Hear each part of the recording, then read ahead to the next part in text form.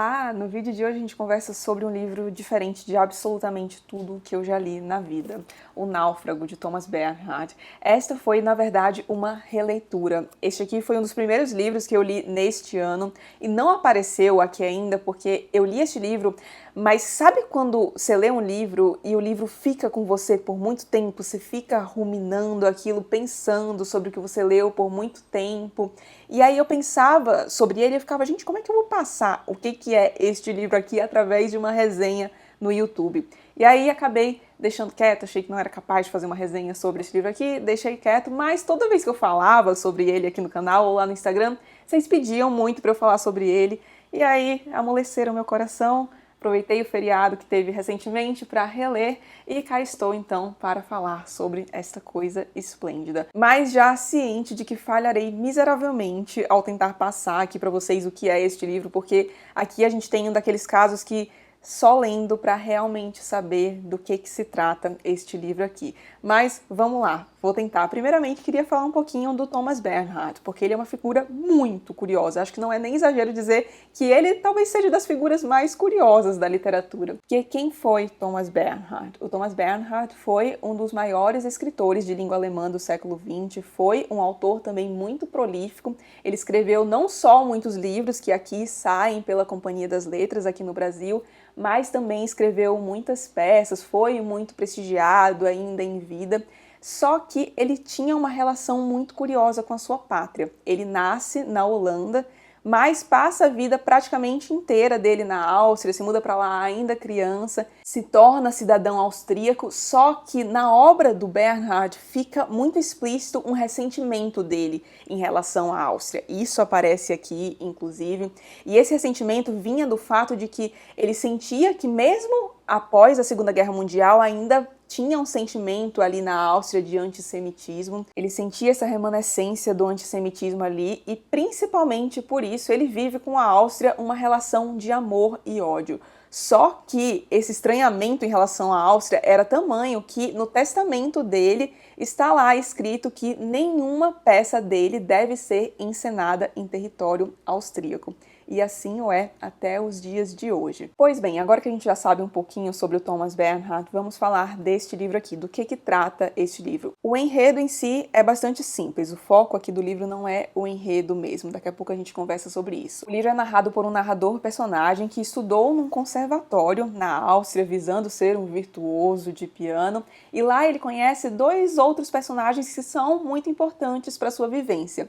Um deles se chama Wertheimer, e o outro se chama Glengold. Sim, ele mesmo. Alguns já devem conhecer esse nome, mas se você não conhece, você já ouviu a palavra de Glengold? Gente, Glengold foi um gênio. Se você gosta de música erudita e nunca ouviu nenhuma interpretação dele, por favor, faça um favor a si mesmo e dê uma olhada nos links que eu vou deixar aqui na descrição do vídeo com algumas das interpretações dele que eu mais gosto. Mas então, Glengold foi um pianista muito peculiar, ele tinha todo um jeito meio esquisito de tocar, tocava todo encurvado sobre o piano, murmurava também algumas coisas enquanto ele tocava e ele se torna muito famoso principalmente após interpretar as variações Goldberg de Bach. Essas interpretações dele foram e são muito prestigiadas, deixarei também aqui no box de informações para vocês verem, é a coisa mais linda do mundo e deixarei algumas outras também, tem uma que ele fala sobre Beethoven, que é maravilhosa,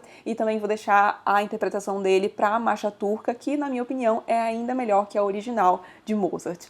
Mas então, o Glengold é um personagem aqui no livro, e esse personagem tem muitas características do Glengold original, como por exemplo o fato de ser um gênio da música.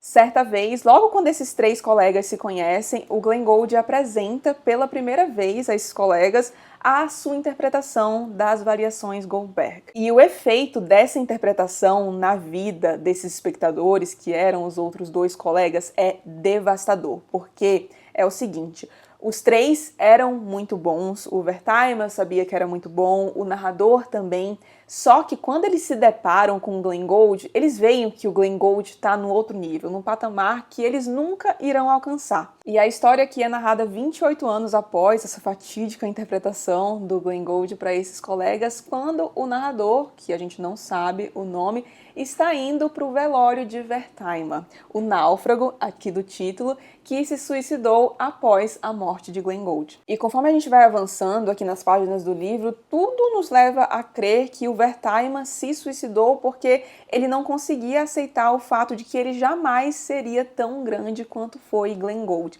E aí, o que a gente tem aqui nesse livro? Porque eu falei que o foco não estava no enredo mesmo. O foco aqui é nas divagações do narrador, porque basicamente o que a gente tem aqui é um monólogo cheio de divagações do narrador sobre o efeito de Glenn Gould na vida daqueles dois colegas, porque ambos estudavam para ser virtuosos de piano, só que aí conhecem Glenn Gould, veem que eles jamais conseguirão chegar naquele patamar de grandeza, afinal de contas Glenn Gould era um gênio, e aí a partir disso ambos abandonam o estudo de piano. Só que eles lidam com isso de uma maneira muito diferente. E aí o narrador vai discutir um pouco aqui sobre isso, falar das diferenças entre eles, fazendo uma análise da amizade deles à luz do impacto de Glenn Gould. E a partir disso a gente consegue pensar sobre muita coisa, sobre essa busca sedenta pela perfeição, sobre legado, sobre como é querer ser alguém muito bom, talvez o melhor na sua arte, mas se deparar com alguém que está num patamar que você sabe ser inatingível, além de alguns questionamentos sobre a própria vida desses personagens, da amizade entre eles, porque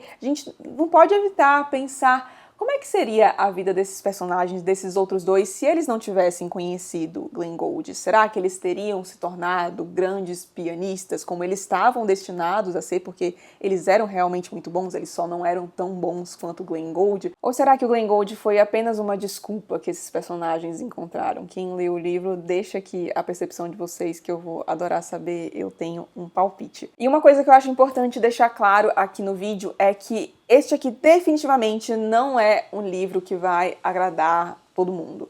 Obviamente, nenhum livro, acredito eu, é unanimidade, mas este livro aqui me parece ser o tipo de livro que vai dividir bastante opiniões. Então, ou você ama este livro aqui, felizmente estou neste clube, ou você detesta este livro. E eu digo isso porque este livro aqui é muito, muito, muito bom, mas não é um livro legal, não é aquele livro delicinha de ler. Inclusive, queria até aproveitar para deixar uma dica aqui. Eu já mencionei aqui para vocês que eu gosto sempre de terminar o capítulo antes de deixar o livro de lado. Então eu sento, leio um capítulo e aí posso parar o livro só depois que eu efetivamente terminei o capítulo, mas aqui a gente não tem capítulo. Na verdade, a gente quase não tem parágrafos. Se não me engano, são 2 parágrafos aqui, um bem curtinho no início e o parágrafo seguinte se estende até o fim do livro, que tem, deixa eu ver aqui, 140 páginas. E aí, sabendo disso, porque eu costumo olhar quantas páginas mais ou menos tem os capítulos antes de ler o livro,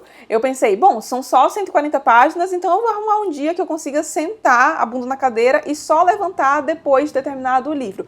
Mas eu não recomendo que vocês façam isso. Eu acho que tem alguns pontos aqui que você pode dar uma quebra sem grande prejuízo do entendimento do livro, sem muita quebra do fluxo, porque este aqui é um livro muito denso. É o livro que você vai ler algumas frases, você vai ficar pensando sobre aquilo. É o que eu falei no início do vídeo, é um livro que fica com você por certo tempo, você fica pensando sobre as coisas que estão aqui, e não é um livro feliz, o narrador é super pessimista, é bastante irônico, o que eu gosto bastante, aliás, tem umas horas que ele fala algumas coisas aqui e você fica meio, ué, ele tá falando sério ou ele tá zoando? Acho que isso, aliás, reflete muito do próprio Bernhard, pelo que eu vi sobre ele.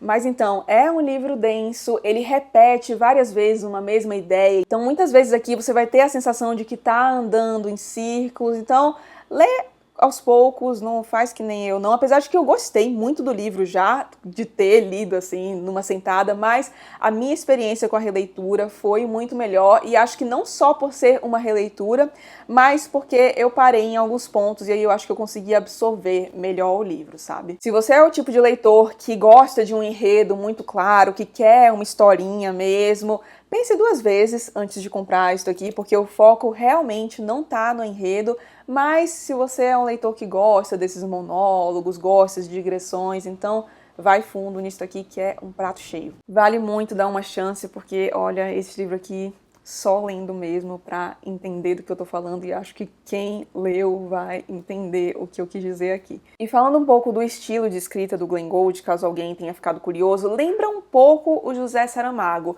mas lembra no sentido de que não tem muitos parágrafos, quem leu Saramago sabe como é que é, não tem também travessão indicando as falas estão meio soltas aqui, mas é só nesse sentido mesmo que lembra o Saramago, porque o Bernhard tem um estilo muito único, é muito difícil explicar isso. Vocês têm que ler este livro aqui, a minha resenha se resume nisso, né? Se você acha que vai curtir esse livro por algum motivo, dê uma chance e descubra você mesmo do que eu tô falando, porque me parece que o estilo dele é muito único, me parece que é o tipo de autor que você pega um livro, se você já entrou em contato com algo dele, por exemplo, e pega um outro livro para ler, você não sabe que é dele, mas lê algo dele, você já pensa, isso aqui deve ser o Thomas Bernhard. Você não precisa ser avisado previamente de que é um texto dele para descobrir que é dele, sabe? Parece ser um estilo bastante autoral. Pessoal aí que já leu mais de Bernhard, se eu tiver razão, por favor, deixa aqui nos comentários. Inclusive, já estou doida para ler mais esse homem, já separei um livro aqui que eu ganhei de presente da Marizinha, beijo Marizinha querida,